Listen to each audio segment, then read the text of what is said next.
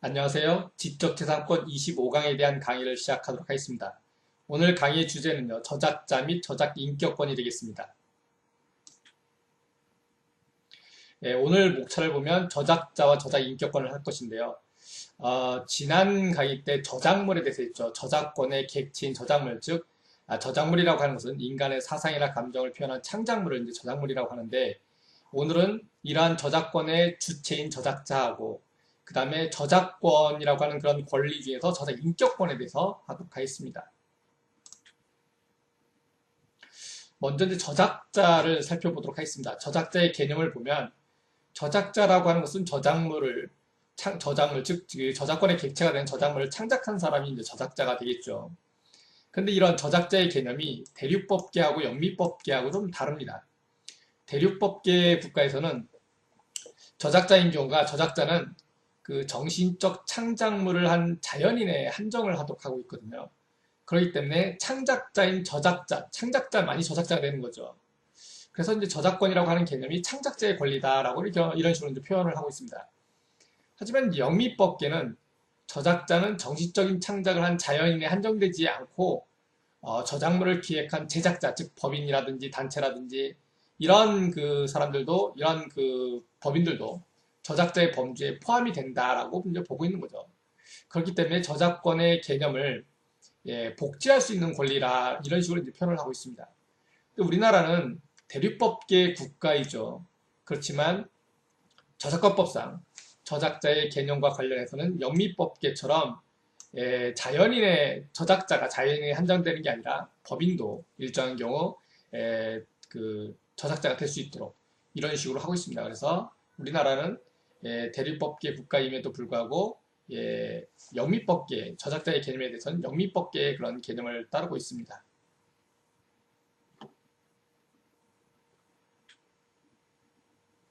다음으로 저작자의 결정, 즉 누가 저작자가 되는지에 대해서 이제 보도록 하겠습니다.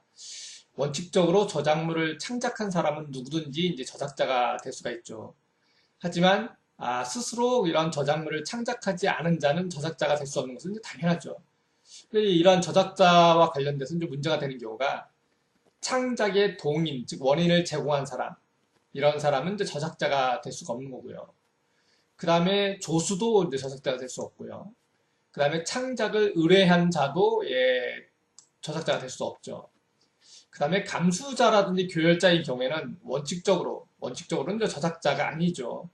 하지만 이러한 그 스스로 내용을 검토해서 수정 가필한 경우, 이런 경우에는 감수자, 교열자도 저작자가 될 수는 있습니다. 그러니까 원칙적으로는 안 되는데 그 내용을 검토해서 수정 가필한 경우는 저작자가 될 수가 있고요.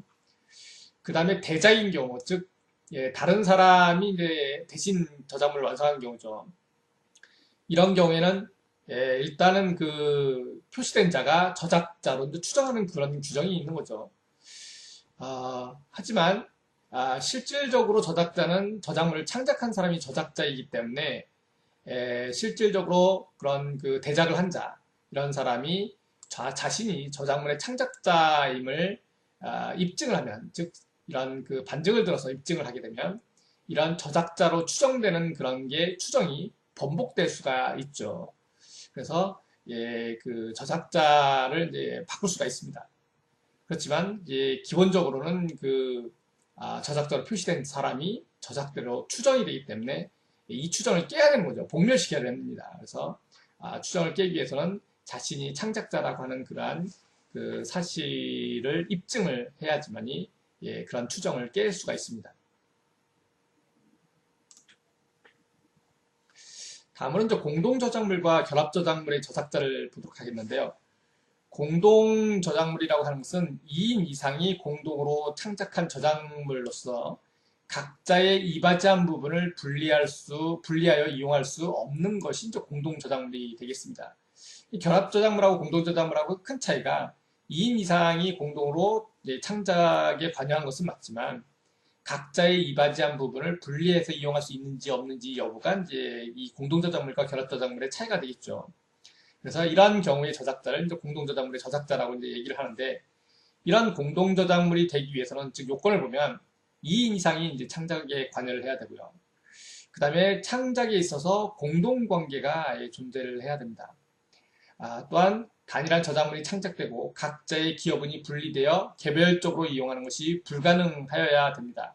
이 부분이 이제 공동저작물하고 결합저작물하고의 차이가 되겠습니다.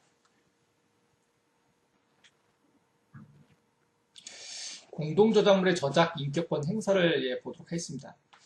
공동저작물의 저작 인격권인 경우에 그 저작 인격권을 행사를 하려면 저작자 전원의 동의가 있어야 됩니다.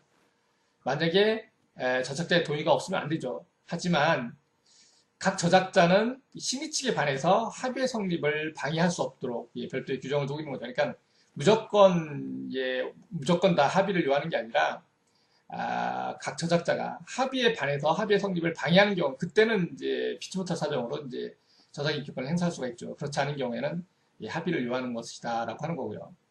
그 다음에 공동저작물의 저작 재산권 행사도 이제 마찬가지인데, 저작 재산권자도 이런 저작 재산권을 행사를 하려면 전원의 합의를 요하고요. 다른 저작 재산권자의 동의가 없으면 지분을 양도한다든지 질권을 설정한다든지 이렇게 할 수가 없게 되는 거죠. 이러한 저작 재산권의 행사도 마찬가지로 저작 인격권의 행사처럼 신의 측에 각 저작 재산권자가 신의 측에 반해서 합의의 성립을 방해하거나 동의를 거부할 수 없도록 별도의 규정을 두고 있고요. 그 다음에 이러한 공동저작물의 이용에 따른 그런 이익 분배를 보면 특약이 있는 경우에는 이제 특약에 따르는 거죠. 약정이 있으면 약정이 따르는데, 만약에 약정이 없다 그런 경우에는 이바지한 정도에 따라서 그 이익을 배분하도록 되어 있고, 만약에 이바지한 그런 정도가 명확하지 않다라고 하면 균등한 것으로 추정을 합니다.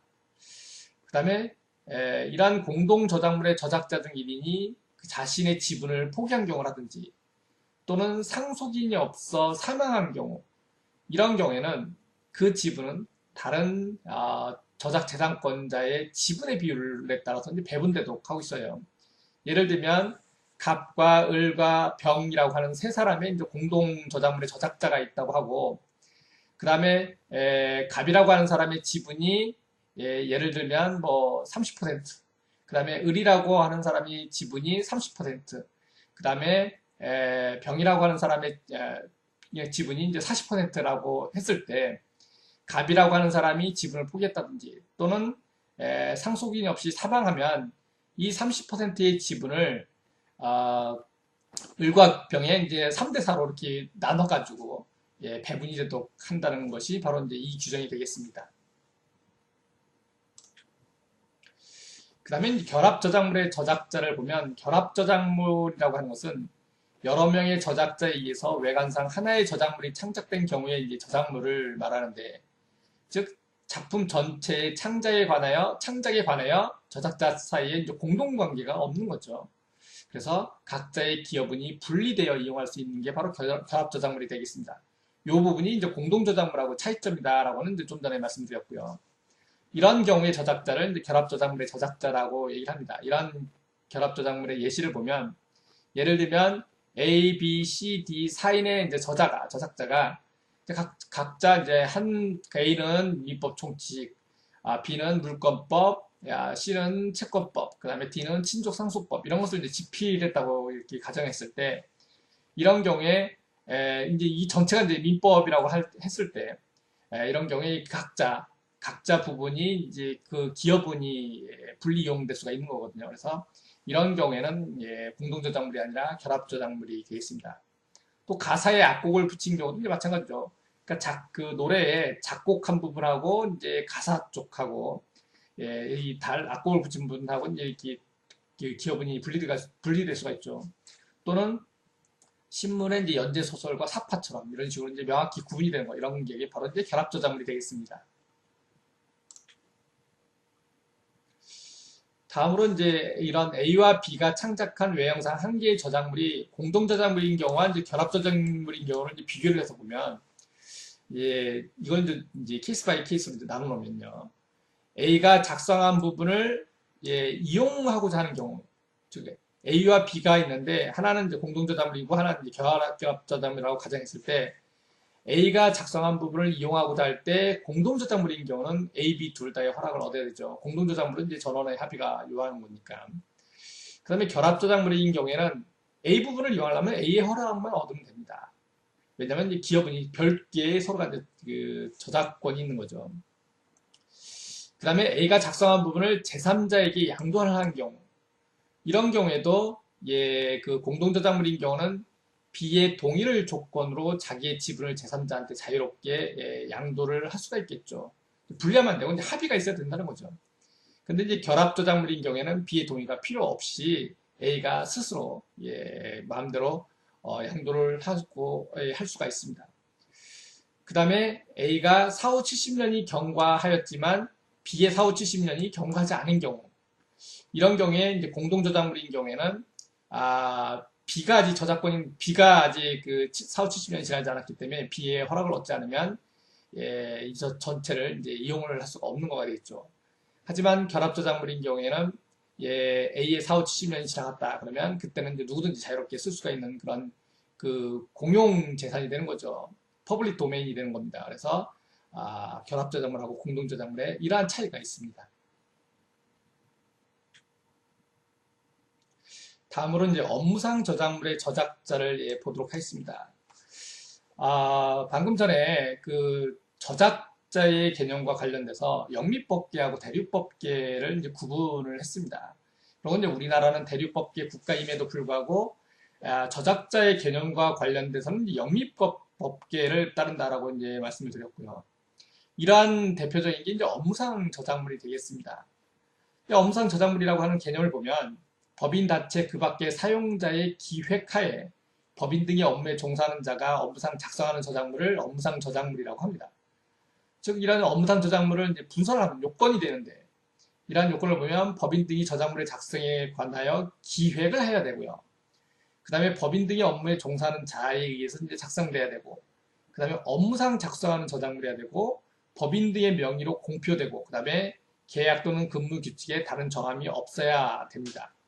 이러한 업무상 저작물의 저작자는 자연인이 아니라 법인 등의 사용자가 저작자의 지위를 취득하는 거죠. 이게 이제 영미법계의 이제 저작자의 개념이라고 말씀드렸습니다. 그래서 업무상 저작물의 저작자는 자연인이 아니라 법인이 되겠습니다.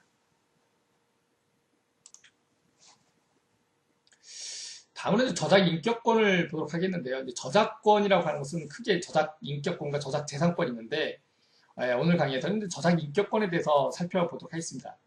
저작인격권이라고 하는 것은 공표권, 성명표시권, 동일성 유지권 이렇게 이제 세 가지가 있습니다. 이걸 이제 나눠서 이제 보도록 하겠습니다. 먼저 이제 공표권인데요. 공표권이라고 하는 것은 공표되지 않는 자신의 저작물을 공표할 것인지 아닌지를 결정할 수 있는 권리를 공표권이라고 얘기를 합니다. 그러면 공표가 무엇이냐라고 이제 하는 그런 개념이 있을 수가 있는데 공표라고 하는 것은 크게 이제 공개를 하는 경우와 발행을 하는 경우인데 공개를 하는 경우라는 것은 저작물을 공연하거나 공중송신 또는 전시 그 밖의 방법으로 공중에게 공개하는 경우가 이제 공표가 되는 거죠. 그래서 예를 들면 어떤 그 저작물을 창작한 걸 가지고 만약 노래다라고 얘기를 하면 그 노래를 이제 부른다든지 뭐 이런 거 일반 공중한테 이제 노래를 부르는 게 이런 것들이 이제 공표가 되겠죠. 그 다음에 저작물을 발행하는 경우도 이제 공표가 되겠습니다. 그래서 이러한 공표라고 하는 개념은 공개하는 경우와 발행하는 경우를 다 말하고 이러한 그 공표를 할 것인지 말 것인지에 대해서 결정할 수 있는 권리가 이제 공표권입니다. 그렇기 때문에 미공표된 그런 저작물에 대해서만 이제 공표권이 있는 거고 이미 공표가 된 거에 대해서는 더 이상 이제 공표권이 없겠죠. 다음으로 이제 성명 표시권이라는 게 있습니다. 성명 표시권이라고 하는 것은 저작자가 자신이 그 저작물의 창작자임을 주장할 수 있는 권리가 바로 이제 성명 표시권이죠. 즉 다시 말하면 어떤 저작물에 대해서 그 사람이 저작자의 이름을 알려달라는 얘기죠.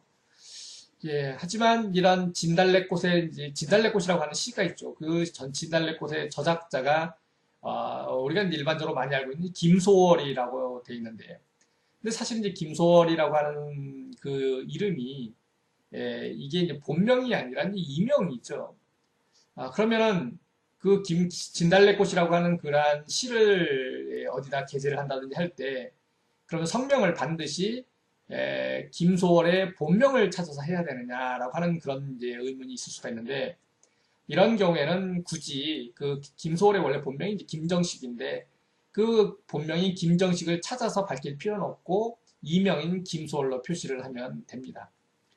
그 다음에 이런 성명 표시권은 제한이 될 수가 있습니다. 즉 저작물 이용의 목적이라든지 태양 이런 것에 비춰서 저작자가 창작자인 것을 주장하는 그런 이익을 해칠 우려가 없는 경우라든지 또는 성명 표시의 생략이 공정한 관행에 합치되는 경우 이런 경우에는 성명 표시권이 제한이 되는 거죠. 예를 들면 호텔 로비라든지 백화점에서 음악을 방송을 하는 경우 그러면 음악을 방송할 때 이제 음악이 흘러나오는데 거기에 대한 저작자에 대한 성명 표시를 해야 되느냐 만약에 성명 표시를 하게 되면 이제 음악이라고 하는 본연의 그런 의미가 퇴색이 되겠죠.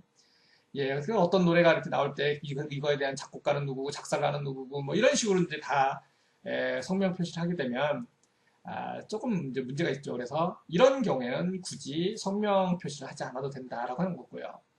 그 다음에 TV 연속극에 삽입되는 그런 가요도 마찬가지죠. 그래서 이런 거 같은 경우는 텔레비전에 나오는 그런 가요, 삽입된 가요 같은 경우는 이제 나중에 상영 후에 맨 뒤에 이제 자막으로 이렇게 표시를 해야 된다든지 이런 식으로 하고 있는 거죠. 그래서 그 노래가 나올 때 반드시 이제 성명 표시를 할 그런 필요성은 없습니다. 그 이유가 그 저작자가 창작자인 것을 주장하는 이익을 해칠 우려가 없다든지 또는 성명 표시의 생략이 공정한 관행에 합치되는 경우 이런 경우는 굳이 성명을 표시하지 않아도 됩니다.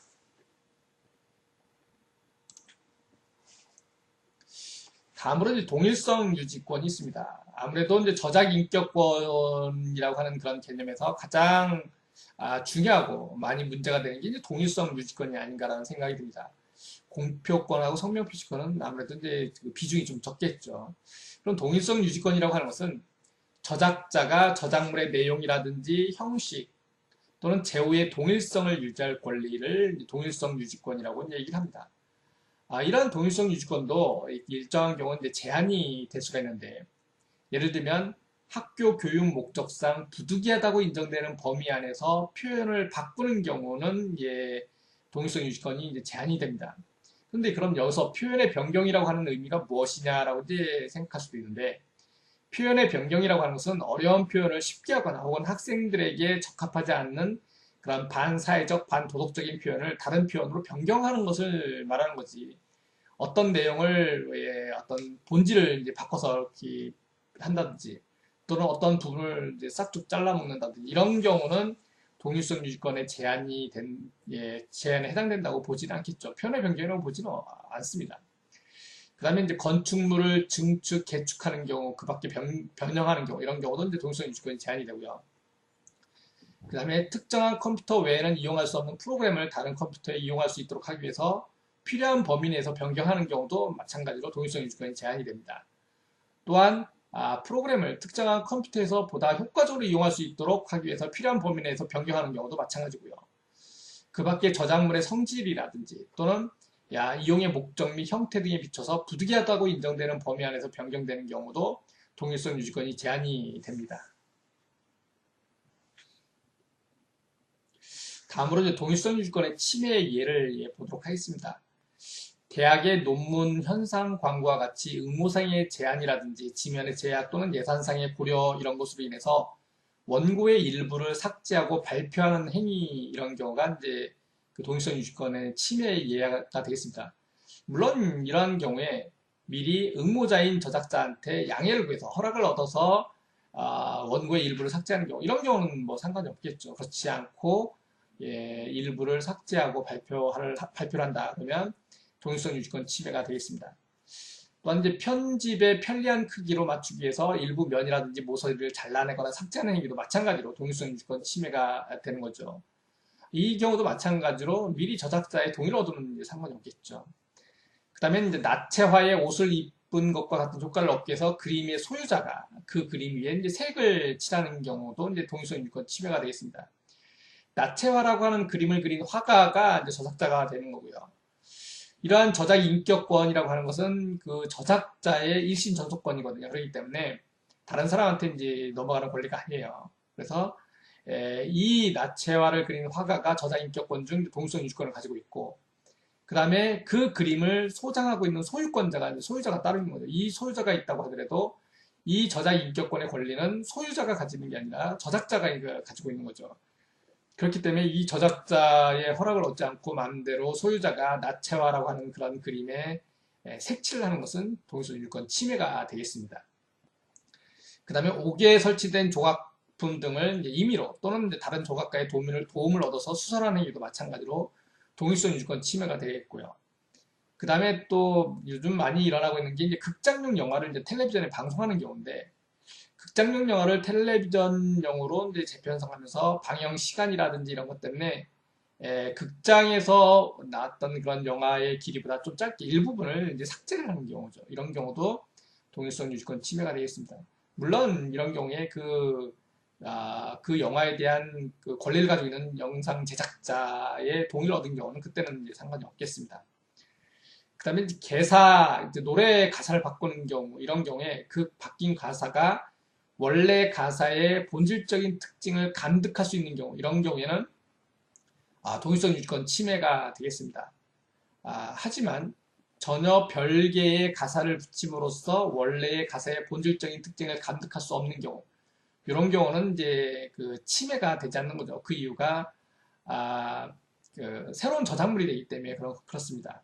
그래서 개사를 했을 때 그 개사된 그 내용이 원래 가사의 본질적인 특징을 간득할 수 있느냐 없느냐에 따라서 침해가 되느냐 그렇지 않느냐 이런 식으로 이제 판단이 날 수가 있습니다. 예, 마지막으로 저작 인격권의 이제 성질을 보는데, 저작 인격권이라고 하는 것은 일신 전속성을 가지고 있습니다. 아까 말씀드렸다시피 그 화가 나체화의 그림을 그린 그 저작자, 화가인 저작자였고, 이 그림을 소장하고 있는 소유권자가 이제 따로 있는데, 그런데 이 저작권이라고 하는 것 자체는요, 즉 저작권은 이제 저작 인격권하고 저작 재산권이 있는데, 저작 인격권하고 저작 재산권은 저작자한테 있는 거죠. 그림을 소장하고 있는 소유권자는 저작자가 아니죠.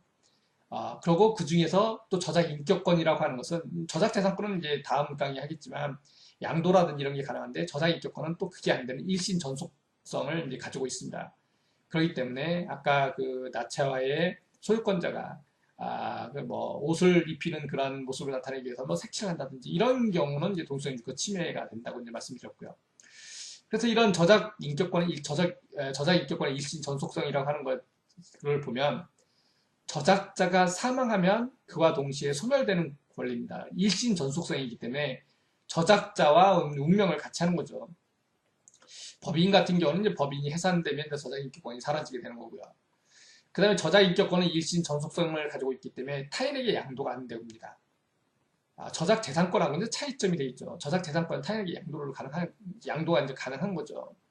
그래서 뭐 예전에 그 조용필의 노래 중 일부의 복제권이라든지 이런 것들이 다른 사람한테 이제 넘어가 있고 뭐 이런 게 있었거든요. 그래서 저작 인격권은 이런 식으로 이제 양도가 가능한데, 저작 재산권은 양도가 가능한데 저작 인격권의 경우에는 양도가 안 되는 일신 전속성을 가지고 있습니다. 상속도 안 됩니다. 상속 같은 경우는 그 법적 상속이 제1순위가 직계 비속하고 이제 배우자가 공동 상속하고, 2순위가 직계 존속하고 배우자가 공동 상속하고, 3순위가 형제자매, 4순위가 이제 사촌이잖아요. 이러한 그 법적 상속인이 없으면은 그다음에 이제 그 상속이 없는 거죠. 이렇게 되는 건데, 이러한 그 법적 상속인이 있음에도 불구하고 이러한 저작 인격권은 상속이 되지 않습니다. 물론 저작 재산권은 이제 상속이 되는 거죠. 그 다음에 이제 저작자가 생존 중에 제3대 저작 인격권 침해 행위에 대해서 손해배상 청구에 대한 의사표시를 하고서 사망했어요. 그러니까 손해배상 청구 의사표시만 하고 사망한 거죠. 손해배상 청구를 한 게 아니라. 이런 경우에도 그의 유족은 손해배상 청구를 이제 상속을 하셨는데, 이때는 저작 인격권을 상속한 게 아니라 손해배상 청구권을 이제 상속을 했다는 거죠. 그래서 저작 인격권이 손해배상 청구권으로 이제 변경되었기 때문에 저작 인격권이 상속된 게 아니라 저작 인격권에 대한 행사로서 손해배상 청구권을 행사했는데, 그 손해배상 청구권을 이제 상속한다, 이런 식으로 이제 보시면 되겠습니다.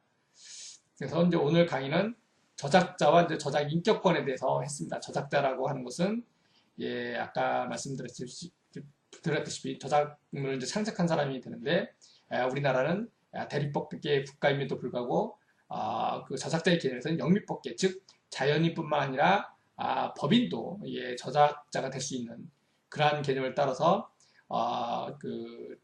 그런 법인 같은 경우도 이제 저작자가 될 수 있는 업무상 저작물의 저작자 이런 경우가 될 수가 있고요.